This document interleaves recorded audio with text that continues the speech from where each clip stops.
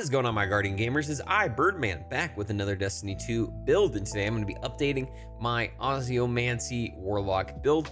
This is one that I kind of tried to tinker with a while back, and it just didn't really stick all that much, so I decided to go all true stasis, kind of just sticking with that and seeing how it goes. But before getting to the video, know you can follow me over on YouTube and Twitter at Birdman778. Give this a thumbs up. Let me know something you're interested in seeing down below, whether it's Hunter, Titan, or Warlock. Subscribe and become a member to help out the channel. Now, let's dive right on in. So first off, we got to talk about those Ozymandias gloves. These were introduced back in Witch Queen, and they read Feathered Cold Snap. Your Cold Snap grenade have additional charge that recharges quicker on direct impact. The Seeker spawn from Cold Snap grenade travels further. Now, this is really great just kind of on its own, and you're gonna notice like a lot of people not really using it purely for this effect. That's because it combos really well with one of the aspects that we're gonna be talking about here in our subclass, but do know on its own it is really freaking solid. I've used this as is for the longest time, and actually in the gameplay you can notice me using it, and it's just like direct exact form, and it does really well. Just freezes a lot of targets and constantly is just finding a new target to freeze. So we really just enjoy this in that high level end game content. When it comes to that subclass, obviously we need to use that Winter's Wrath for our super big thing. I like to say every time we do a stasis build, I really can't wait till we do a stasis 3.0. Stasis unfortunately was the guinea pig for all these 3.0 subclasses, and Strand got really kind of fleshed out, while this has never really gotten that. We kind of got teased in this most recent season that was going to happen, and it didn't really do that all that much for us. So hopefully in the future we see a very focused new setup for this. I know they mentioned before ice armor is going to be something, so I'm guessing we're going to be getting some type of damage resistance in the future, but until then, this is what we got to work with. Ability wise, I really recommend using Healing Rift just because this setup sometimes can suffer from lack of damage reduction that we typically would get with like restoration on our solar, so I like to have this. And then obviously you need to be using that Cold Snap grenade to take advantage of the Ozymandias gloves.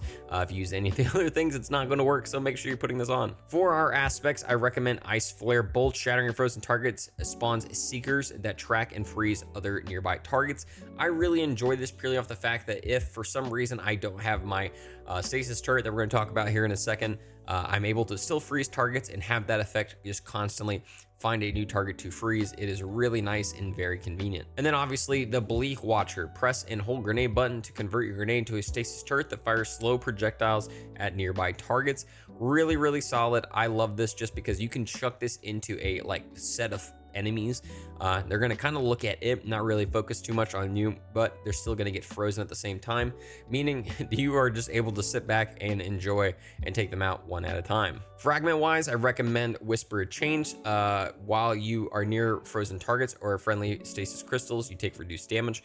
Really good for the damage reduction setup of this build. If you for some reason don't have your Healing Rift ready, you at least know you have a little bit of a damage reduction to prevent you from immediately dying. Whisper of Rending. Primary ammo weapons do increase damage to stasis crystals. The weapon we're going to be using for this setup is going to be primary ammo, so easy one to use. Whisper of Shards. Shattering a stasis crystal temporarily boosts your grenade recharge rate. Shattering additional crystals increases the duration of this benefit.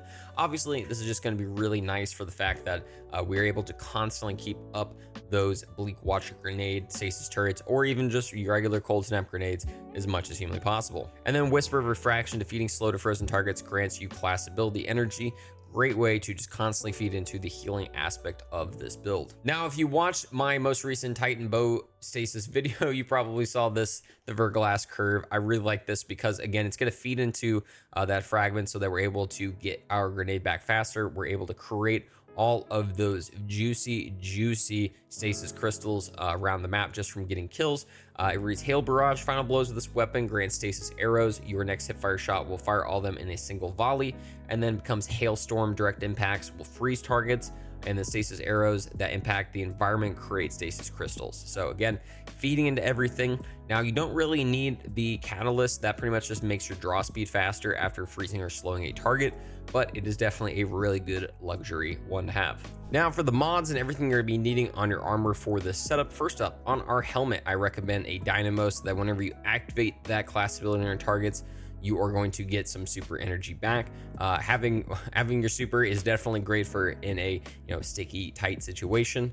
Stasis siphon, so that we're getting orbs of power with rapid stasis weapon final blows, and then a heavy ammo finder, just take advantage of getting as much of that as humanly possible. On our gloves, mine are pretty crap, and I definitely need better just all-around stats on everything, so that's kind of why I don't have a third piece on this. But no, I recommend double grenade kickstart, ideally probably 3 of them, if you really just want to be a crazy psycho like I am. But if in that final spot you need something, bolting detonation would be a really solid option. On our chest piece, a double charged up to take advantage of all of those armor charges we're going to be getting for this setup, and then I did concussive dampener.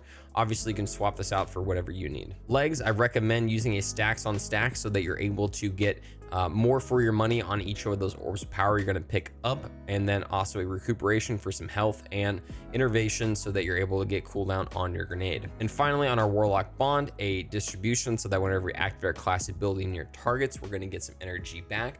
A reaper so that when we get a kill, and after doing that, we're going to get an orb of power, and then a powerful attraction to pull in all those orbs whenever we activate our class ability. Now, when it comes to the artifact for this season, essentially the last 2 spots are going to be the most important things. Pillar of Ice, defeating an encased combatant spawns a stasis crystal, really great for grenade regen. Hail the Storm, shattering encased targets and stasis crystals, deals increased damage, so more damage is always great, but shattering stasis crystals releases shards of ice that damage and slow targets, really nice in that endgame content. And then I use a solo operative just because I'm mainly playing solo. We like to talk about how this is going to be endgame viable. On our barrier, there's not really anything involved stasis with that, so I recommend just matching whatever the current artifact mod would be, so I'm using a sidearm for that. Unstoppable, we're going to be able to shatter plenty of targets with this, so it's really nice. And then overload, so that we are getting slowed effects with that. Thanks so much for watching the video. Hope you guys really enjoyed it. Again, make sure you're giving a like on this video. Let me know something you're interested in seeing down below, whether it is Titan, Hunter, or Warlock.